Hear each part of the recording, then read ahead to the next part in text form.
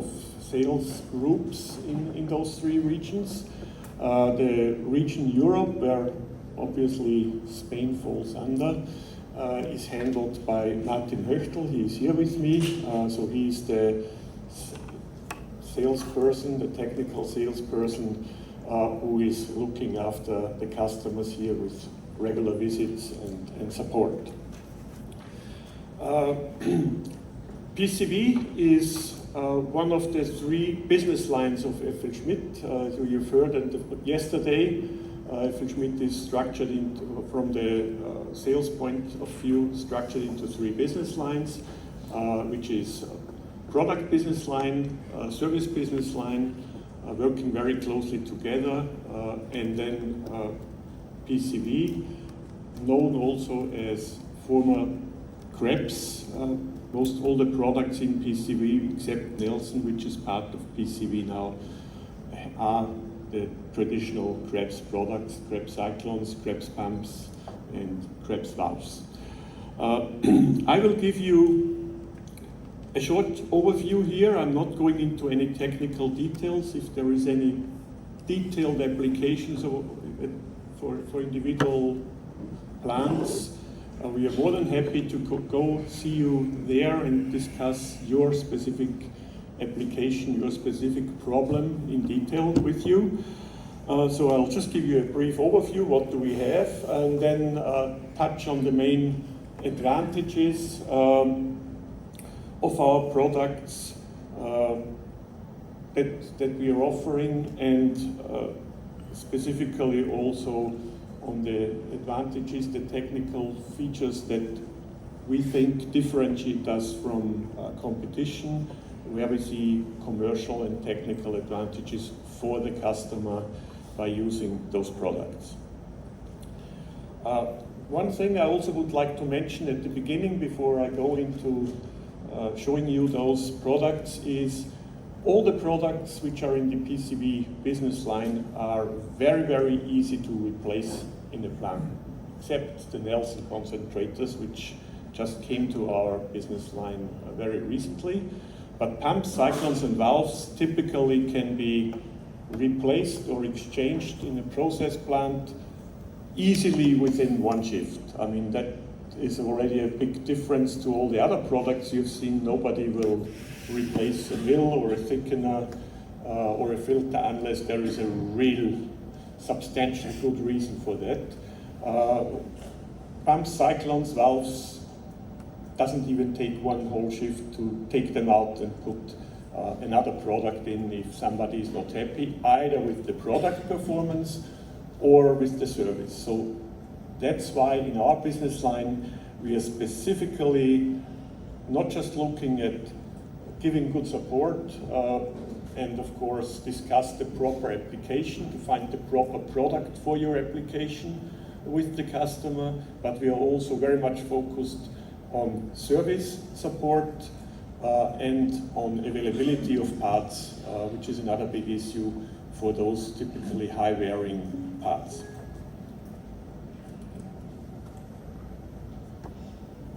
So this is just a picture showing you, unfortunately the pointer does not work on that video roll here, some typical product ranges, and as I said, the three products I'm going to touch more in detail are the hydrocyclones, then the pumps, vice versa. I start with the pumps, hydrocyclones, and then also touch on the nice big valves.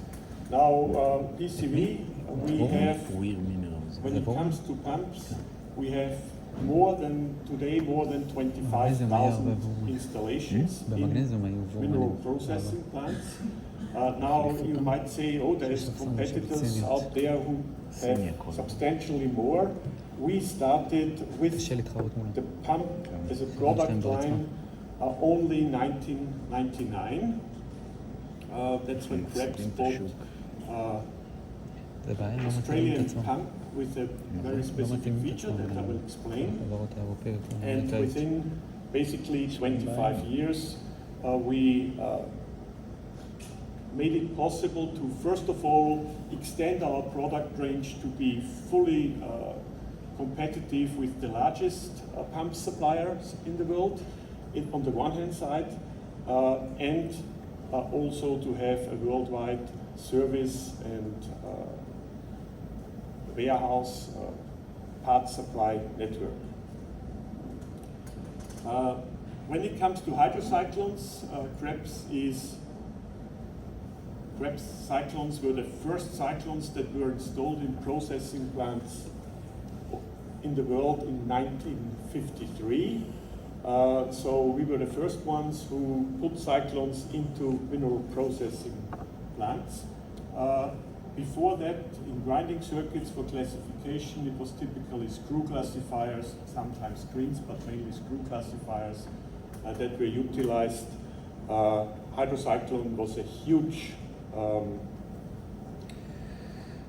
technical advantage when they were brought into the process. Of course, hydrocyclone also means that you cannot just free flow it with different levels in the plant. For hydrocyclone operation, you need a pump, and that's also why you typically see companies that provide hydrocyclones today also provide pumps and valves, because those three really go together as one package. So let me start with the centrifugal slurry pumps. As I mentioned, 1999 we purchased Krebs at that time as a private company, decided to become major player in the pump world as well. We had the chance to buy a pump, Australian small company. It was owned by John Frater. John Frater is known as an absolute pump guru in the pump world. He was actually the guy who designed substantially the Woman pumps. Then after that he designed the Mezzo Denver Rye pumps, and then finally he designed the Milmax pump range, patented that, and sold himself and the patent and the pump to Krebs, which was, as I said before, that was before FLSmidth time. Krebs then sold itself to FLSmidth. We were not in a financial problematic situation. We just realized that if we want to be part of being part of a main global player and to offer for big tenders for complete greenfield process plants, you need a company in the back that provides substantial financial background. Otherwise, EPCs or final customers would not seriously consider you as a supplier. And that was the one point, and the second point was we also, of course, wanted to expand. When we bought the company, there was only a few sizes of hard metal pumps. We wanted to expand the pump range very, very fast to a complete pump range from the smallest to the largest size, so we really could kind of offer everything that was requested on the slurry pump market and in the plants. Now, with the Milmax pump that we are offering, we have two main technical features that I would say differentiate us and that provide a big advantage to customers. And the first one is a patented wearing technology that all our pumps have, and I'll go into that in more detail. And then the other one is on the bearing assembly. We have a reverse taper roller bearing assembly, which has, compared to the other assemblies which typically are used by our competitors, they cannot be over-greased, and that means typically we have no over-greasing problems, no heating up problems, and that the bearing assemblies last substantially longer. Going into the wearing feature, which is definitely the biggest technical feature of our pump, is in a slurry pump, you have the situation, the practical way, the way a slurry pump works is, and I have to go to the old technology. The pump typically has a low pressure zone, which is the inlet into the pump, and then your impeller speeds up the slurry, and the slurry leaves the pump in the high pressure zone, moving to wherever it's supposed to move. Now, of course, because you have a static part, the casing, and then you have a moving part, the impeller, the rotor, you need a gap between the static part and the non-moving part, the moving part. And when you get slurry going into the pump with low pressure and getting to the high pressure zone, the slurry tries to get as quick as possible back to a low pressure zone again. And that means the slurry will first of all try to get from the high pressure zone, from the discharge side of the pump, back down through that gap between impeller and suction side to that low pressure zone at the inlet. That makes sense to everybody. Now, then that creates, of course, a conflict now, because you have on the one hand side, you have slurry entering the pump, and then you have slurry coming down the gap, hitting the slurry stream that enters the pump, and of course that creates turbulence. And turbulence always creates wear. So that's the reason why in every slurry pump that you see, the highest wear areas are typically the suction liner or throat push, as some call it, and the opening eye, the eye of the impeller, the opening into the impeller, because that is where you have your turbulence and where you have your high wear because of that turbulence. Problem is, of course, as you wear this gap out and it becomes wider, even more slurry is circulating. Now, just to give you an idea, in a pump that runs with, let's say, 1500 RPM, and that's physics, that has nothing to do with who provides the pump, you have a 1 millimeter gap. About 20% of your slurry that you're pumping is circulating in that area. That's substantial.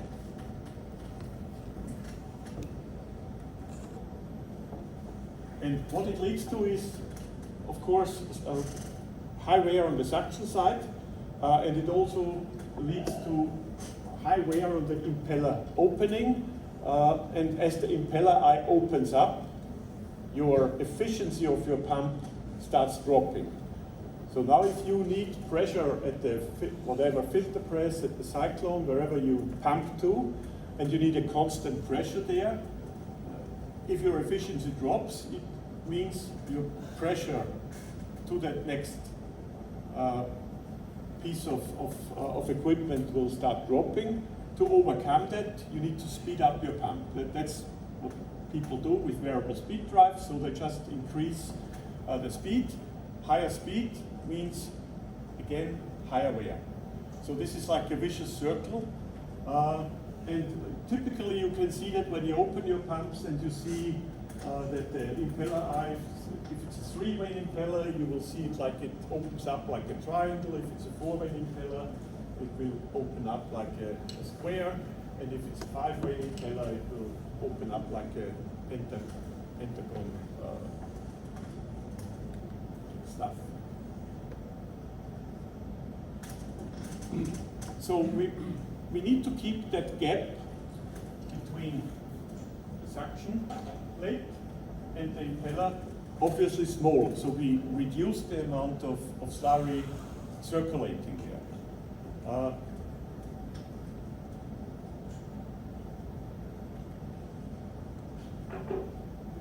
What that means, that slurry that gets into that gap, obviously there's also solids getting in with the slurry. In fact, there is higher percentage solids getting in there again because of physical forces, compared to what the concentration that you're pumping with, means that these particles get into that gap, and then basically your pump in that section, in that area, starts working like a cone crusher. Yeah? You start to crush those particles down as they try to get down that gap back into the impeller.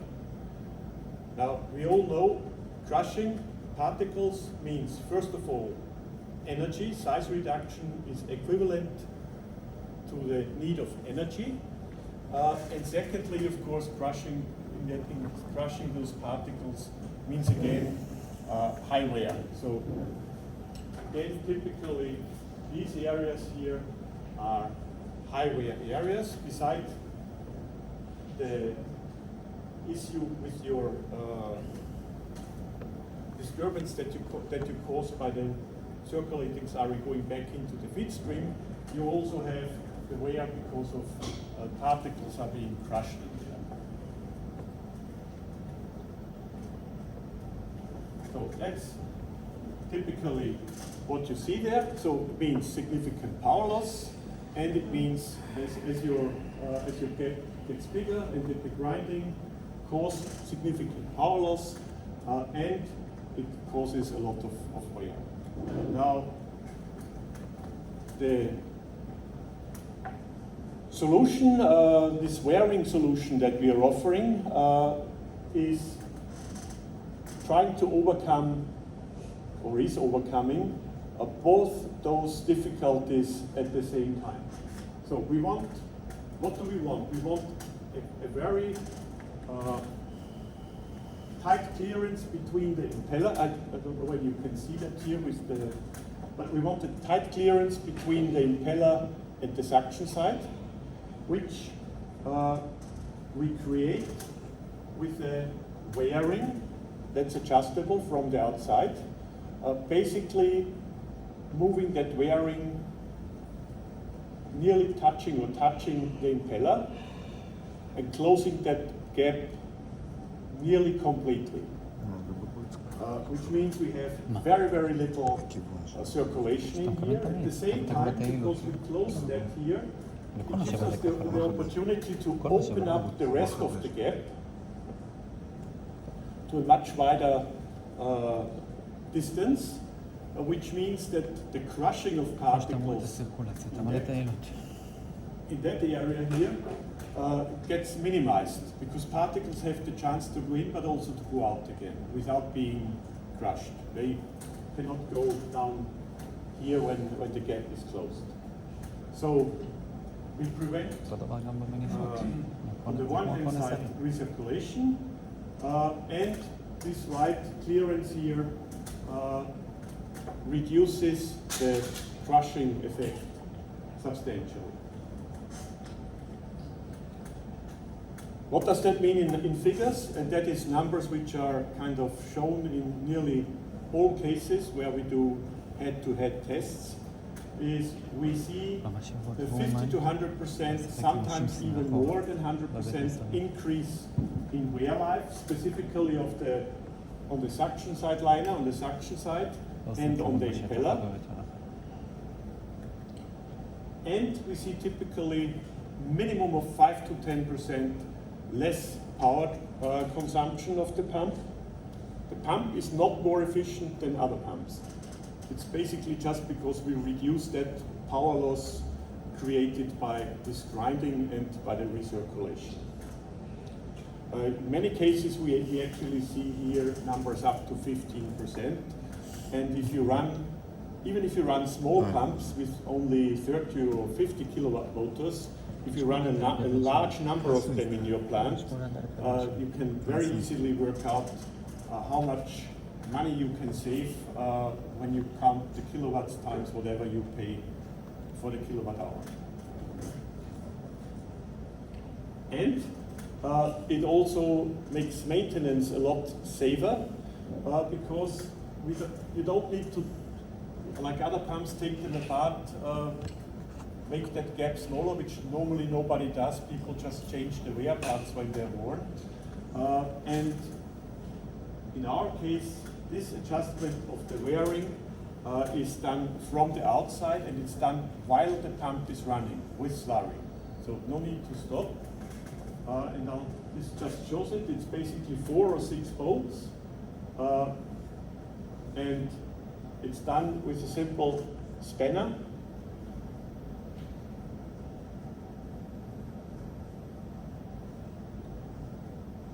And then you push the wearing forward towards the impeller by basically turning these bolts in the same way you would fit a tire to your car. So you do it small turns, so you equally move it forward, and then so half turns, and then you do that until you feel the vibration. When the wearing touches the impeller, you can feel the vibration. You just turn it a bit back. Turning it back does not mean that you're pulling the wearing back, because the wearing is only pushed forward, but the wearing is sitting in a polyurethane carrier, so it means then the wearing can actually move itself a little bit away from the impeller again. Just you're not pressing it towards the impeller, so you're not putting the brakes on, if you like.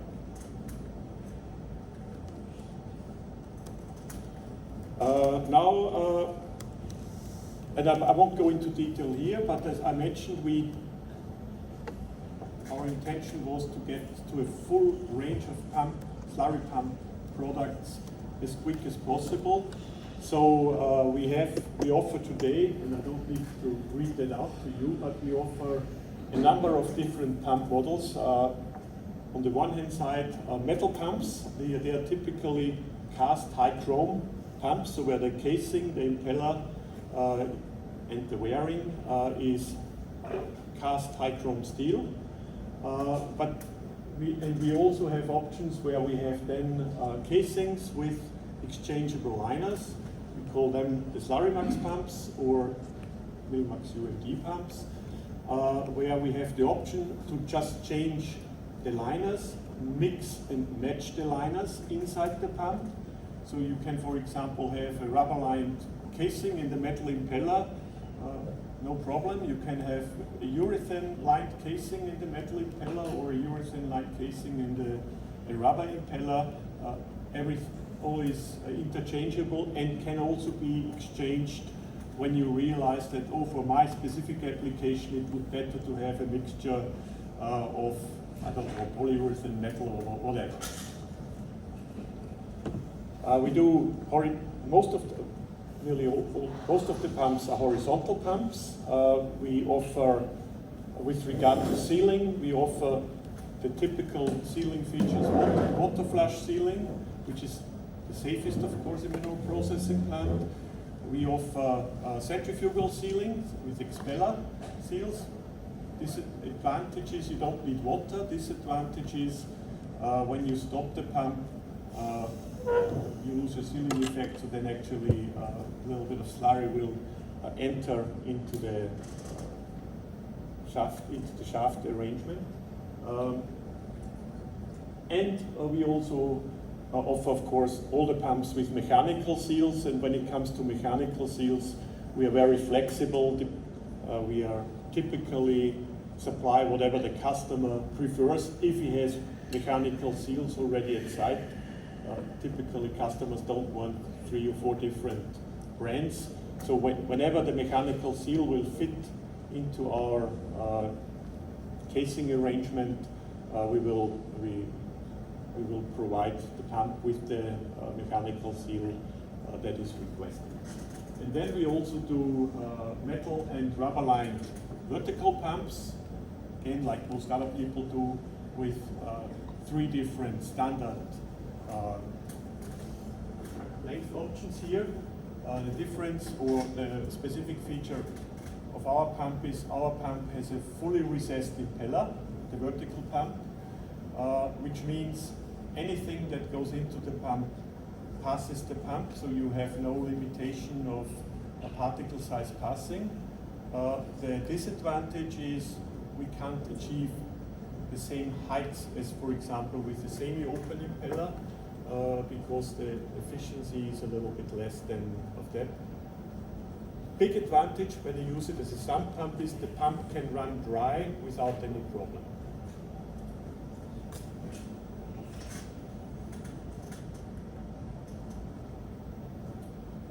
When it comes to pump ranges, we are today in the position that we are providing from the smallest 2x2 pump, 50 millimeter suction side, 50 millimeter discharge, up to the 30th biggest one we actually physically have installed and built is the UMD 38 by 34, so that's a pump with 900 millimeter inlet size, typically used for large grinding circuits, so you find that in the primary grinding circuits in South America, in Canada, in USA, and also presently possibly in Canada, in Kazakhstan.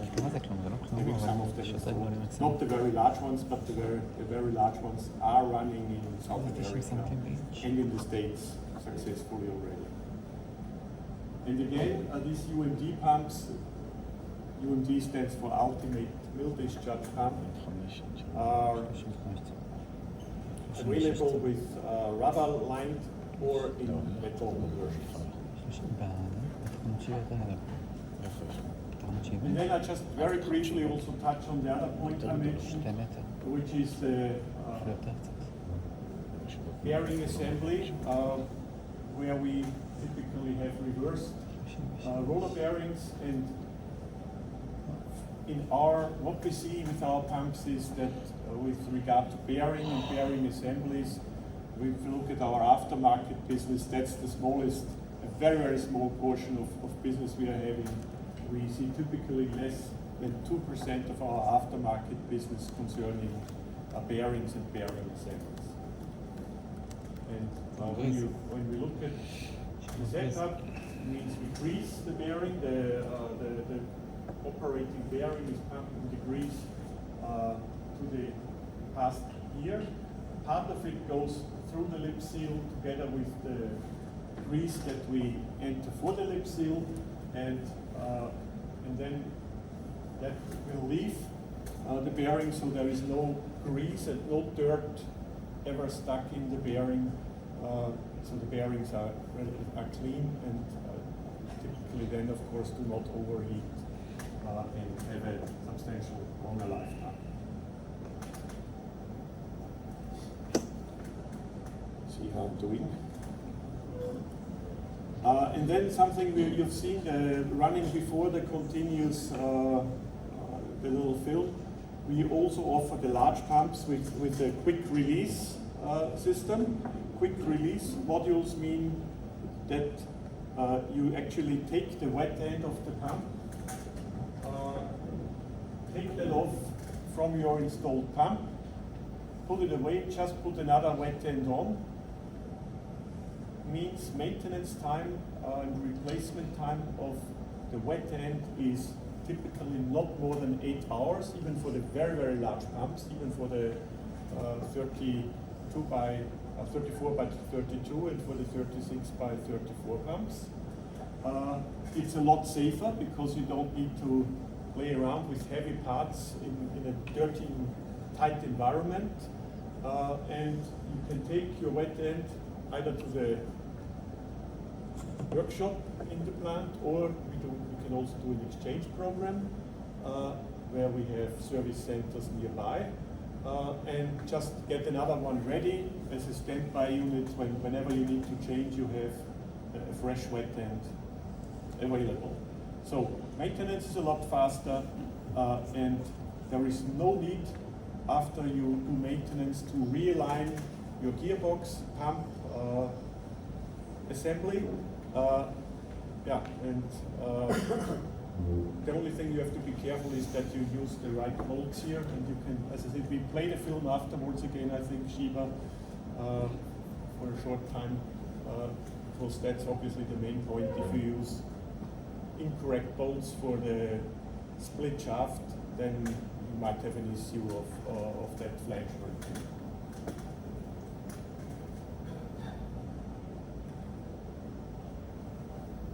Okay, so that was my part on the pumps. Let me get very briefly to the cyclones.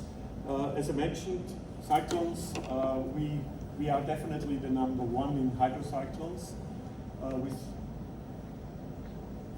substantially over 100,000 installations worldwide. Not just in the mining industry, we also provide cyclones in the chemical industry, in the power industry, in the oil and gas industry, in the food industry, for a number of different applications. The two main features again that I would say differentiate us, besides the know-how how to size cyclones correctly for an application, is our Gmax inlet head geometry and the Gmax cone angle. The Gmax type cyclone is something that was patented several years ago, and we are presently and over the time trying to improve on those designs continuously. When it comes to the cones, different cone angles provide you in a hydrocyclone, if you keep all the other operating parameters the same, different a shift or a move of the cut curve, of the separation curve. So the steeper the cone angle, you're moving your separation curve to the left into a finer region, smaller D50. When we look at comparing a 20-degree cone, which is a standard, used to be the standard cyclone cone angle for mineral process applications, a 10-degree cone, which equals to one of our main competitors' cone angles, and the Gmax cone. The Gmax cone is a cone that changes the cone angle as you go further down. You can see the difference in D50 is substantial in the cut point, considering you keep all the other parameters the same. Which now means, because when you select the cyclone, one of the main parameters that you use to size your cyclone for the cut point or the P80 that you require is the diameter of the cyclone. And what that means is that for the same cut point, you can now actually use either a larger diameter cyclone, which means when you have large flow, you actually can do that in less number of hydrocyclones. Or you can say I use the same size cyclone, but I operate it with higher feed percentage or lower feed pressure. And of course, lower feed pressure, everybody understands, I think, means also lower wear in the hydrocyclone. Now, if anybody is interested in that specifically, we can definitely do a more detailed presentation on that, but I just really want to touch on it here. The second point is the inlet head geometry. So what we have is we have an involute or an evolute ramped inlet design. So that means the entry curve into the cyclone is very wide. So it provides a much smoother entry into the actual chamber, into the inlet head chamber. And again, when you enter slurry into a rotating situation, there is turbulence. So that is where your typically high wear is. And we also utilize a ramp design, which is also, I think everybody is using that, or at least the main competitors are using that today, is an issue that if you go in horizontally, your heavier particles start concentrating at the bottom. If you use a ramp design, you get a more equal size distribution going in, and again, that helps to reduce the wear at the actual entry point.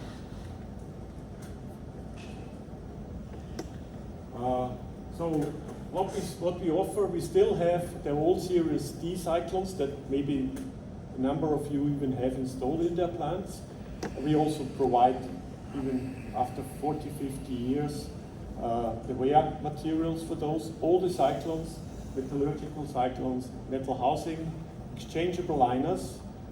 No need for gluing the liners. The liners are so thick that they are self-supporting, so you don't need to use any glue or anything. Easy to replace. And they are interchangeable and mix and matchable with different types of rubber, different types of ceramic.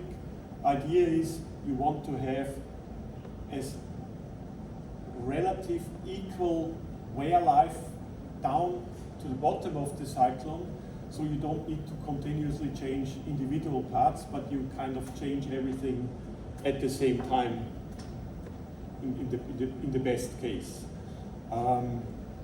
Obviously at the top you have the lower wear, and as you go further down your speed increases, the rotating speed and the particle size distribution gets coarser on the walls, and your highest wear is the lower cone section and the apex, the underflow discharge loss.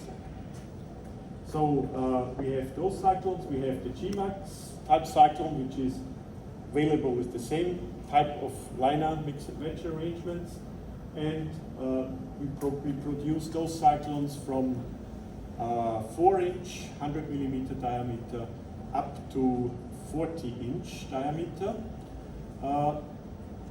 Polyurethane cyclones, molded polyurethane, we build those from 1/2 inch, so this is like a pen from the size, up to 10-inch. We don't believe in larger polyurethane cyclone than 10-inch, because then the polyurethane becomes a structural issue, and when you run it for a longer time, it tends to become like a little barrel shape, and that will not work properly. And then we do a wide range of desanders, which is basically equipment used not really in the mining industry so much, but in water treatment, what have you, removal of solids from various types of liquids, typically water, whatever, with discontinuous discharge options, so you don't lose continuously liquid to your underflow, and you just discontinuously discharge the solids that you have separated. And that, just want to show that picture. That's actually the largest, to my knowledge, the largest hydrocyclone manifold that is presently installed anywhere in the world. This is in Grand Côte, Senegal. It's a mineral sand application. Unfortunately, that part of the plant, nothing to do with the cyclones, but burned down beginning of the year. So they had to stop the operation, and they're presently exchanging that manifold. That manifold has 33 units of 33-inch cyclones, so 840mm diameter cyclones, and it treats between 25,000 cubic meters and 28,000 cubic meters per hour. Manifold is about 10 meters high and has about a diameter of 18 to 20 meters, depending. You can see the two little people up there at the top. But of course we do all other type of manifolds as well, typically radial, as you can see here, or for easy applications with low solids concentrations, you can also use inline manifolds, which is of course a lot cheaper. These ones we typically only use with polyurethane cyclones. Disadvantage here is that you don't have valves in the overflow, so you really need to operate all the cyclones in that manifold at the same time, and you cannot kind of switch cyclones, take them in and out, unless you put additional valves in there, but that's not the idea of these relatively cheap manifold systems. When it comes to process control and to controlling your digitalization, if you like, we offer two systems. One, this is very new on the market, is what we call the COSA, Krebs Online Size Analyzer system.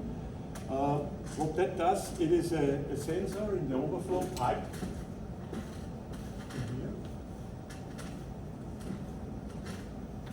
And it continuously measures particle size distribution in the overflow. It is a sensor that gets hit by particles. As it gets hit by particles, it creates sound, and that sound is measured, creates a sound profile, and the know-how is how to transfer that sound profile into a particle size distribution. Works very well, very little wear. You don't have to change those sensors continuously, and obviously it helps to operate the mill grinding circuit because that's where you want to have a continuous P80 value, and if flows change, if concentration changes and your P80 values start changing, you have immediately the chance with this system to connect it to your automatic control system, adjust flows, water, additional water, what have you, speed of the pump. Make sure you keep that P80 standard. Why is that so important? Because P80 obviously means if it changes and it goes into your flotation efficiency will typically drop. That means you're losing concentrate. And of course, that is not the best. Now, it also helps, of course, it's a safety issue besides that you have a continuous measuring online, because sampling of hydrocyclone manifolds is not so easy, especially sampling of overflaps. You have streams which leave the pipe with a very high speed. So to take representative samples is not very efficient and not very easy. We do not sell those separately. We provide those. The idea behind is we provide those on any manifold we provide into a grinding or into a tailings circuit. It is part of the manifold. We do not charge separately for it. We operate it on a subscription basis. Idea is you have it, you try it 3 months free of charge. If you don't like it, we take the sensors away, no cost for you.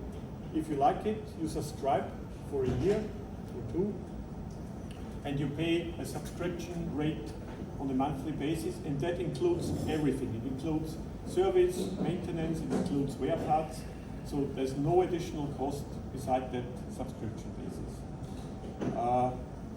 And we think that is a very attractive offer. It's been installed in a number of applications now. Disadvantage for the customer, we do not install it on competitive manifolds. We only install it on our own cyclones. So you would have to change at least the competitor cyclones in your manifold. You don't have to change the manifold, but at least the competitor cyclones. And then we also have another device which we call the smart cyclone or roping sensors. I'm sorry, somehow the slide for that got disappeared, got lost. This checks the discharge of the hydrocyclone through the underflow. I think we all know when you get into a roping situation, which is a status that shows that your apex, your underflow opening is too small. Not all the coarse particles can leave the cyclone, which means nothing stays in the cyclone. Anything that cannot leave through the underflow will get picked up by the vortex and go to the overflow as misplaced material, which again in flotation can cause sanding and a substantial problem, especially when you have large flotation cells. Besides that, you typically lose those parts if you don't sand your flotation cell, you lose them into the tailings, flotation tailings. So that is also available for all cyclone sizes on manifolds.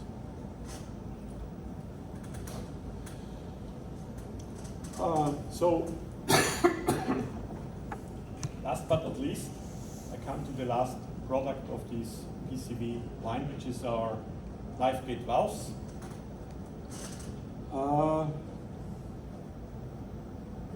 I don't know how much I should tell you about the history of these valves, but we inherited these valves when a Canadian company, Techniquip, was purchased by FLSmidth before they purchased Krebs. Techniquip used to be a licensee of Krebs cyclones and Clarkson valves in the past in Canada.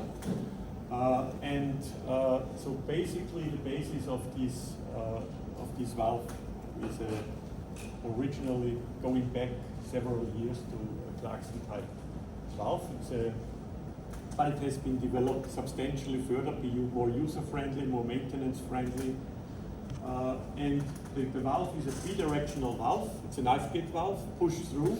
It means every time you close the gate pushes through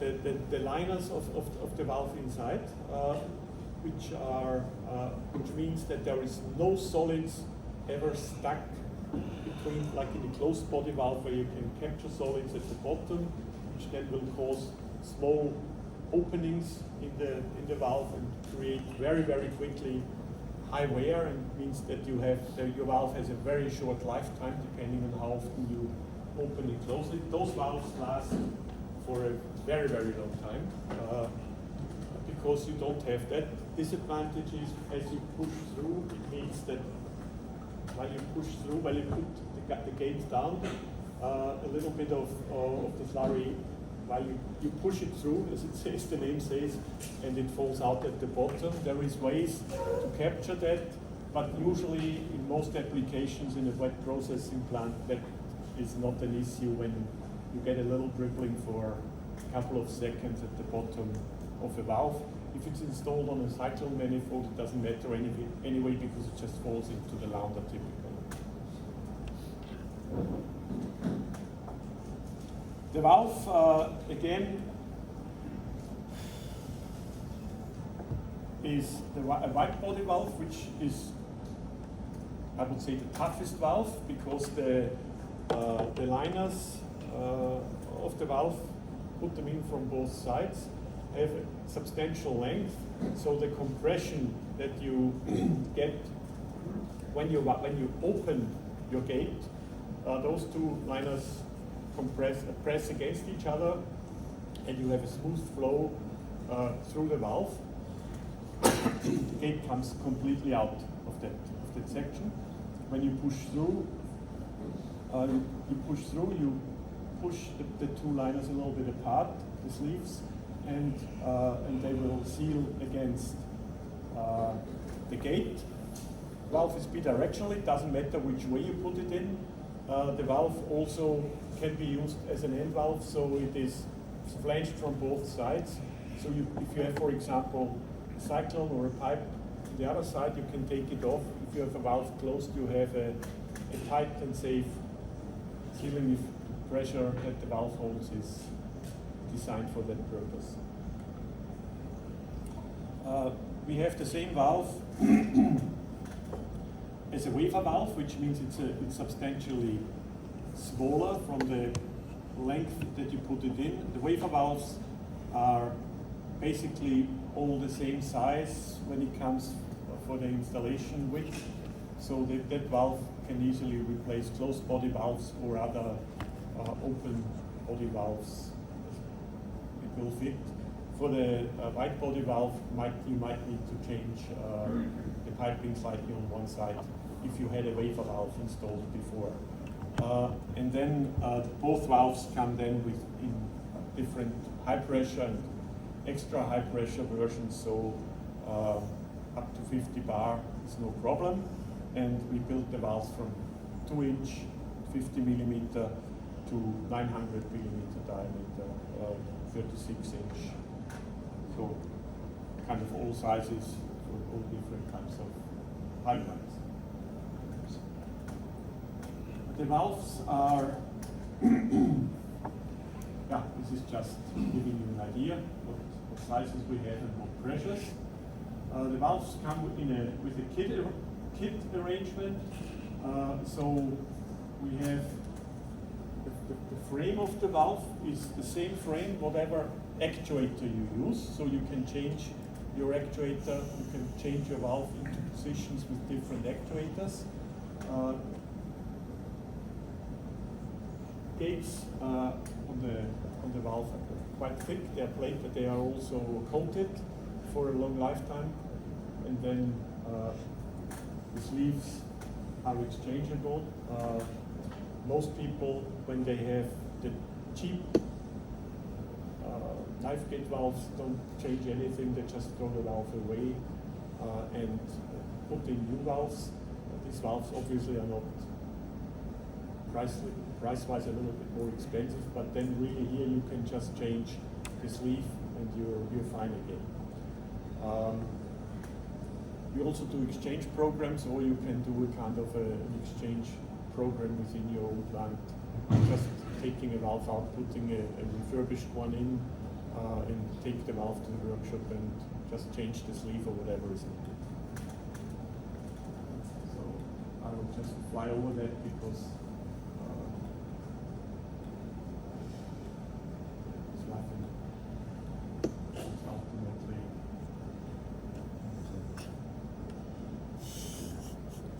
important. So that's me at the end. Used up my hour, Shiba.